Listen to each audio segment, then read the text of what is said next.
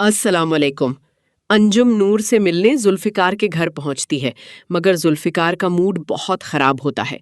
अंजुम उससे कहती है कि तुमने नूर को खुश रखने के कितने वादे किए थे, लेकिन आज इसकी ये हालत क्यों है? नूर बीच में कहती है कि ऐसी कोई बात नहीं, मैं बिल्कुल ठीक हूँ और खुश हूँ। अंजुम उसे अपने साथ घर ले जाना चाहती है, लेकिन नूर साफ इनकार कर देती है। अंजुम मायूस होकर वहां से चली जाती है।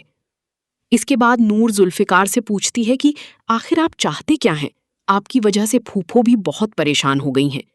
जुल्फिकार गुस्से में कहता है कि गलती मेरी नहीं, बल्कि तुम्हारी और तुम्हारी फूफो की है, जिन्होंने मुझे इतना बड़ा धोखा दिया।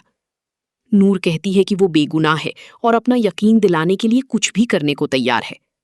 तब जुल्फिकार उसे लेकर हॉस्पिटल जाता है, जहां डॉक्टर सच्चाई बता देती है। ये सब सुनकर जुल्फिकार बहुत खुश होता है और नूर से शर्मिंदा भी। वो तुरंत उस डॉक्टर के पास जाता है जिसने झूठ बोला था और उसे धमकाता है। डरकर डॉक्टर सच बता देती है कि ये सब इफ्तिखार के कहने पर हुआ था।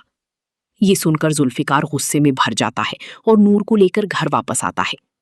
घर पहुंचते ही इफ्तिखार उस पर तंज कसता है, लेकिन जुल्फिकार गुस्से में कहता है कि मुझे शर्म आती है आपको अपना बाप कहते हुए। वो अपनी माँ को भी सारी सच्चाई बता देता है, जो नूर से माफी मांगती है। नूर चुपचाप अपने कमरे में चली जाती है। दूसरी तरफ अरुष्मा फिर से नाराज होकर घर छोड़ देती है, जिससे सलार और ज्यादा परेशान हो जाता है। वो गुस्से में नूर को फोन करता है और धमकी देता है कि तुम्हारी वजह से मेरी जिंदगी बर्बाद हो गई है, अब मैं तुम्हें भी चैन से नहीं रहने दूंगा। वो तुरंत नूर के घर पहुंचता है और उसे बाहर बुलवाता है। नूर उसे देखकर घबरा जाती है, लेकिन सलार गुस्से में उसे झंझोड़ने लगता है। तभी जुल्फिकार वहां पहुंच जाता है और सलार को जोरदार थप्पड़ मारते हुए कहता है कि ये अब मेरी बीवी है, यहां से दफा हो जाओ। वो उसे वहां से भगा देता है।